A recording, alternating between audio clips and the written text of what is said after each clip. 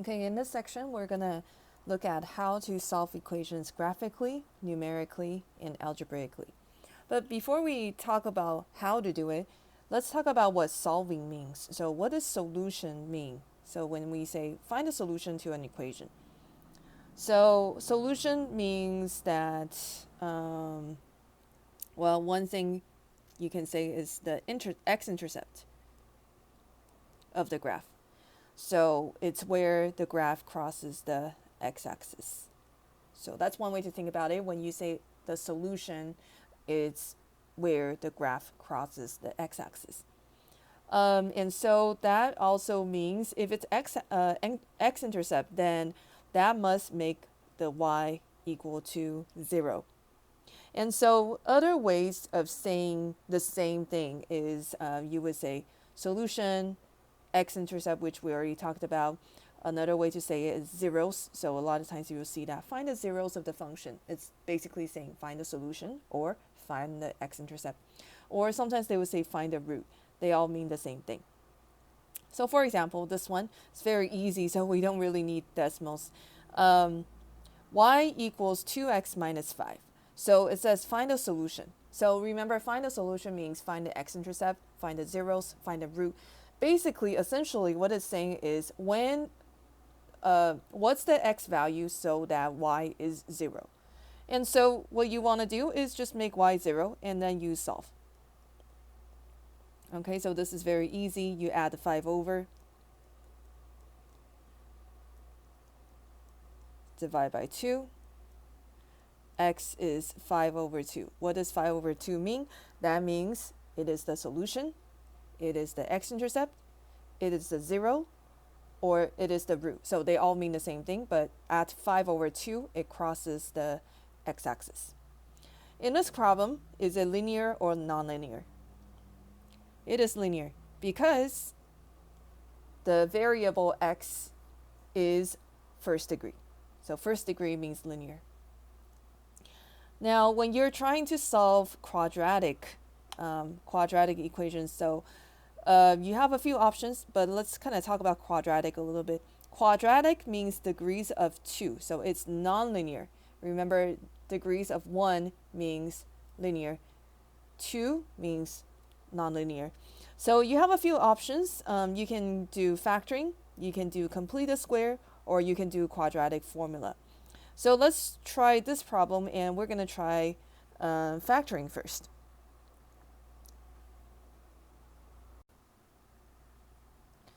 So this question is a little bit too hard to do because when we get to complete the square, it's a little bit too hard. So I'm going to change it to 4x squared minus 4x minus 3 equals 0. I hope this is a little better.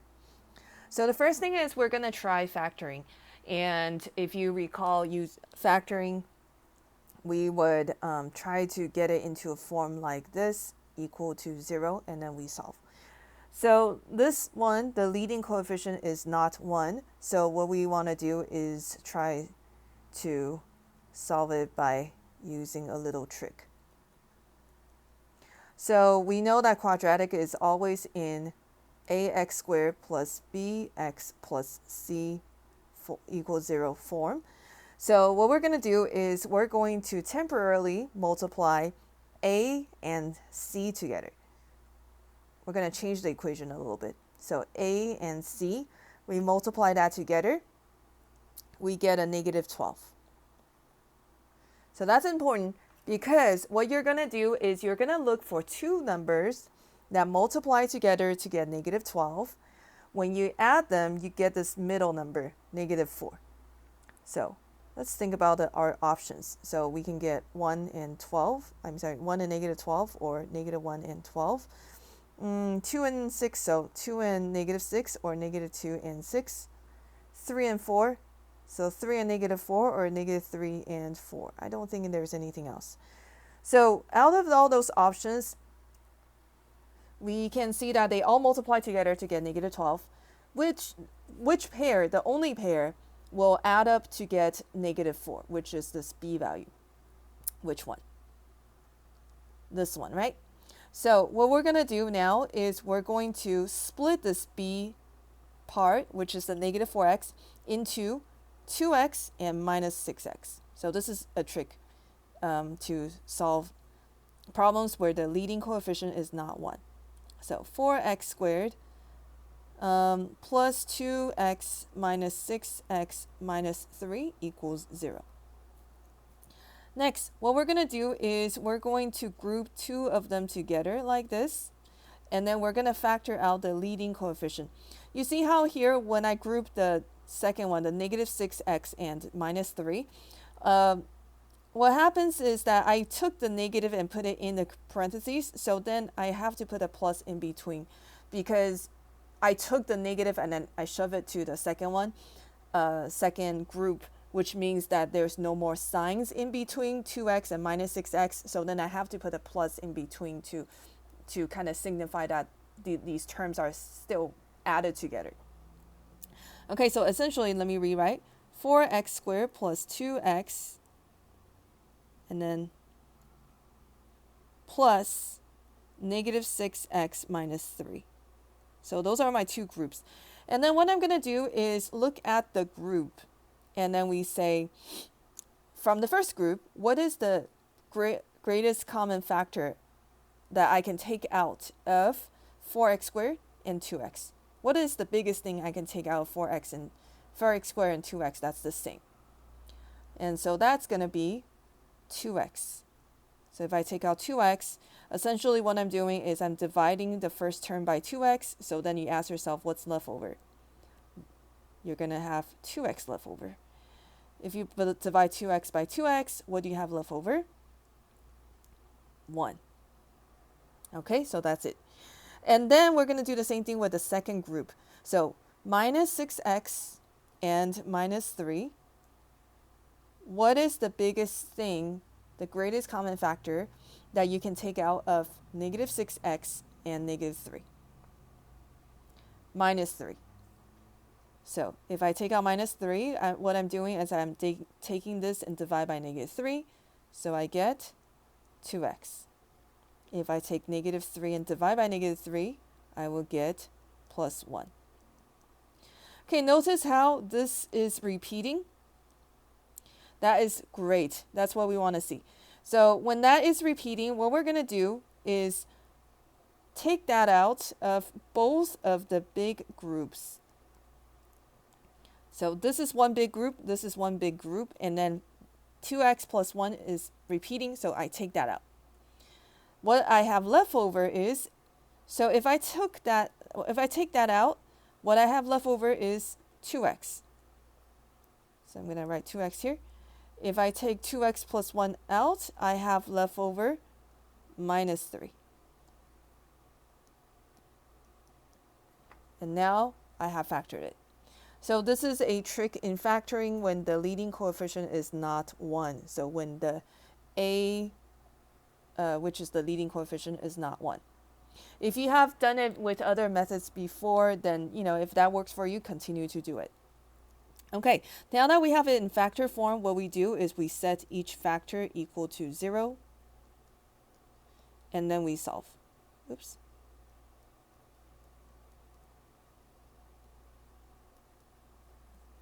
That's it. All right, we're going to skip complete the square a little bit and do quadratic formula first because that's kind of the easier one. So quadratic formula is just, do you remember the formula? So x is equal to negative b plus or minus square root of b squared minus 4ac all over 2a. Okay, so let's look at the question. So remember that in the quadratic equation, this is a x squared plus bx plus c equals 0. And so let's apply the formula. The formula says x is equal to negative b plus or minus square root of b squared minus 4ac all over 2a. So negative b is negative 4, so make sure you still put that negative 4 in as b. A lot of people forget the negative. Square root of b squared. So b is negative, so you have to put that in parentheses, or else you may forget that you need to square the negative and then you might get the sign wrong. okay, minus 4ac, again, if it has a negative sign, make sure you put it in parentheses, divided by 2a. So this is equal to 4 plus minus square root of 16 plus 4 times 4 is 16. 16 times 3 is 48. Divided by 8. So 4 plus and minus square root of 16 plus 48. 64? I think 64. Alright, so square root of 64, that's nice, is 8. So it's 4 plus minus 8 over 8. So we solve the top part and then the bottom part. So we have two options. It's either 4 plus 8 or 4 minus 8. So if it's 4 plus 8, then we get 12 over 8. If it's 4 minus 8, we get negative 4 over 8. So 12 over 8, if we simplify that, we get, they're both divisible by 4, so 3/2. And then negative 4 over 8 is negative 1/2. So let's double check. When we did factoring, we got the same answer. So no matter what method you use, you should get the same answer, which is the kind of the whole process. All right, the last one, complete the square. This is kind of the long and arduous method. All right, so let's do that. So let's rewrite the problem. 4x squared minus 4x minus 3 equals 0. So to complete the square, what you need to do is first move over the 3. So move over the constant. Constant is the number by itself. Then, if there is a leading coefficient, you have to factor that out. Oh, oops, sorry. X. And then what we're going to do is we're going to add a magic number there, because we're going to use it to complete the square. And now whatever we do to one side, we have to do it to the other side. So we're going to have to add a magic number here as well. Except it's not just one magic number, because on this side there was a 4. So when you distribute, you actually have 4 magic numbers. So on the right hand side, you have to also add 4 magic numbers. So please be careful of that whenever you have leading coefficient. Next, what goes inside the magic number? Well, the magic number is going to be b over 2 squared. What is b? B is the number in front of the first degree term. So in our case, it is minus 1. So minus 1 divided by 2 squared. And that is 1/4. So 1/4 goes into the box.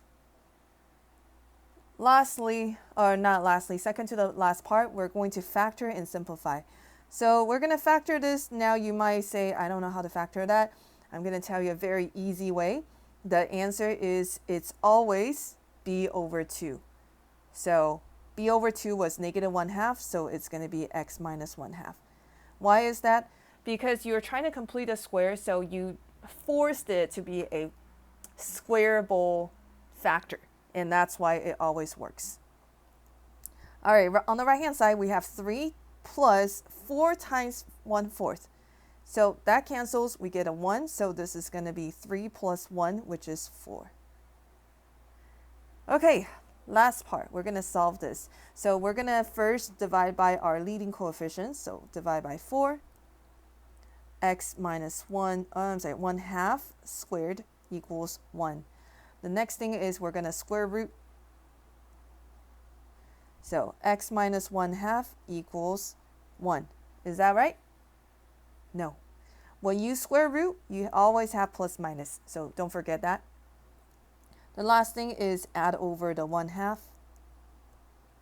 So we get 1/2 plus minus 1.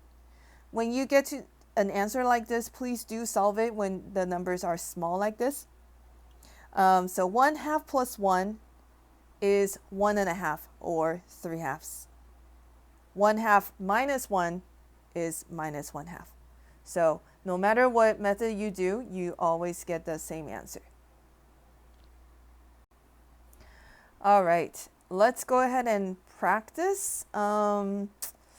Let's just do, since complete the square is probably the hardest one. So let's just have you practice the complete the square version of this. So pause the video, give that a try, come back and see how I solved it. All right, so go ahead and look at the answer. I'm going to kind of walk you through the steps. So the first thing is throw the constant over to the other side. So we put a minus 17 on the other side.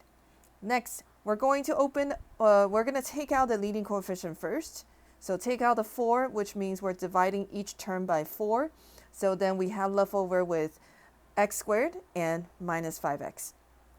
Next, we're going to open that up by kind of extending the parentheses so that we can add the magic number.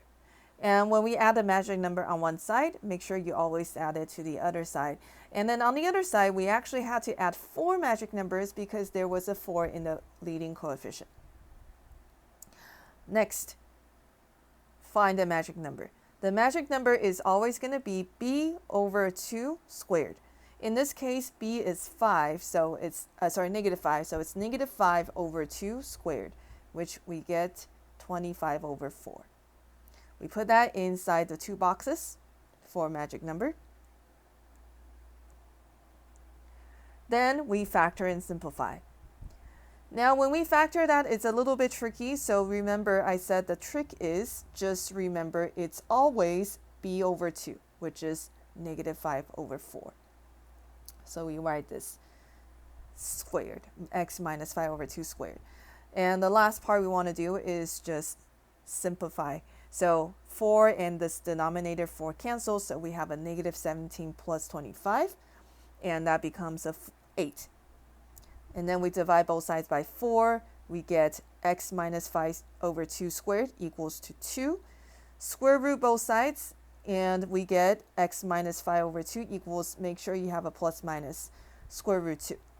The last thing we want to do is just add 5 over 2 on both sides, and that's it. If you do want to combine it into one big fraction, make sure they have common denominator, and then you get 5 plus minus 2 root 2 over 2, like this. All right, so let's go ahead and have you just try one problem using quadratic formula. So do this one with quadratic formula. Go ahead and pause the video, come back and check your answer. All right, let's check your answer. So the first step is make sure that you do write it in ax squared plus bx plus c equals 0 form. So make sure it is always equal to 0 before you start.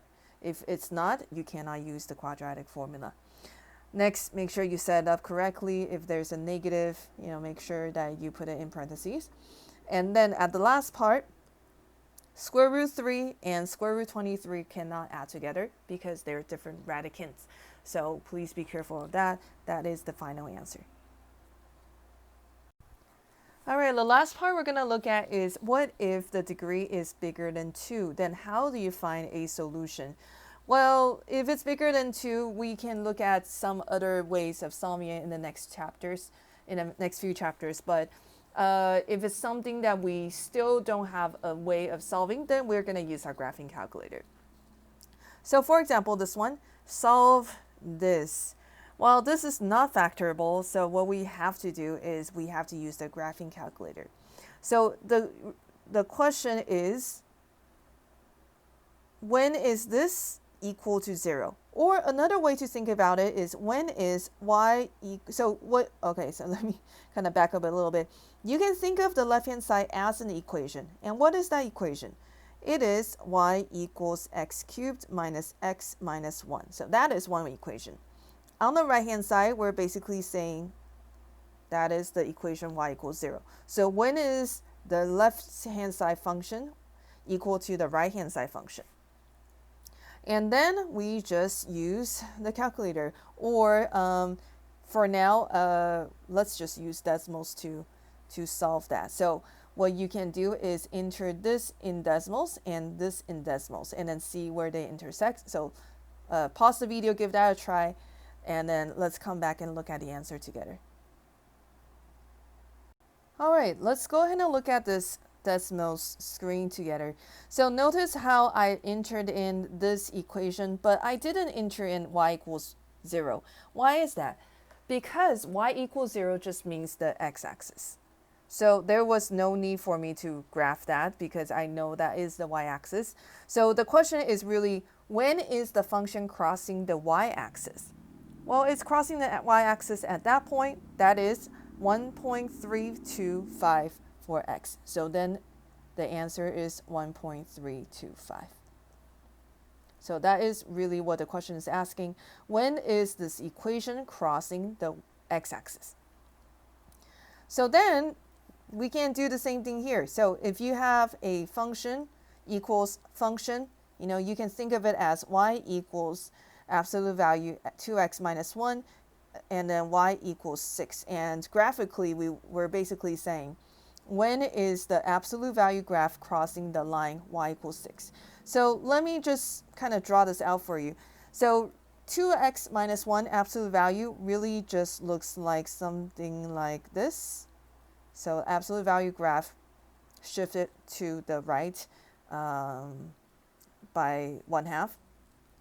And then the y equals 6 line is something like that, y equals 6.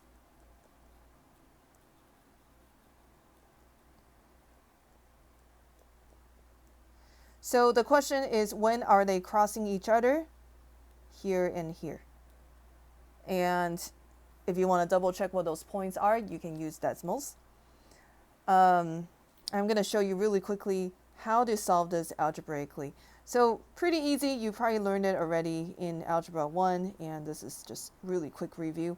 So when is an absolute value equal to a number? What we want to do is set it into the positive and the negative. So what we do is take off the absolute value sign, and then you write 2x minus 1 equals 6. And then 2x minus 1 equals the opposite, minus 6. And then you solve it. So add 1 on both sides, 2x equals 7, divided by 2, x equals 7 over 2. Same thing here, add 1 on the right hand side, 2x equals minus 5, divided by 2, x equals minus 5 over 2.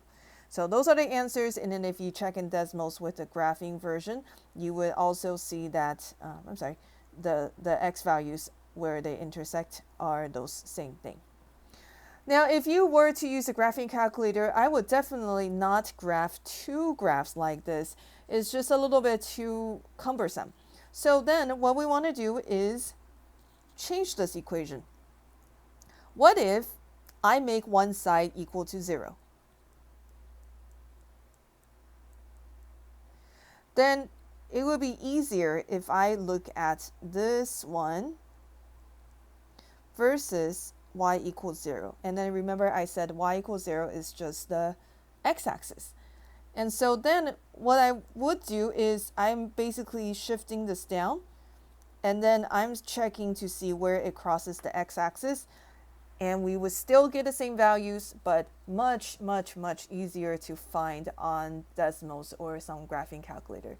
So what I'm trying to say is, if you have the opportunity to use a graphing calculator to solve this problem, make sure you make it equal to 0 before you start, because it will help you find the answer much easier. All right, let's go ahead and review this really quickly. So if you were to solve an absolute value problem, make sure you set it equal to positive and negative version of itself.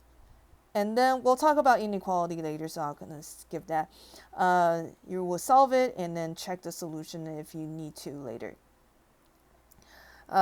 If you were to do this graphically, then like I said before, please make sure the equation is equal to 0 before you start. We're going to do this one in class, so we're going to skip that for now.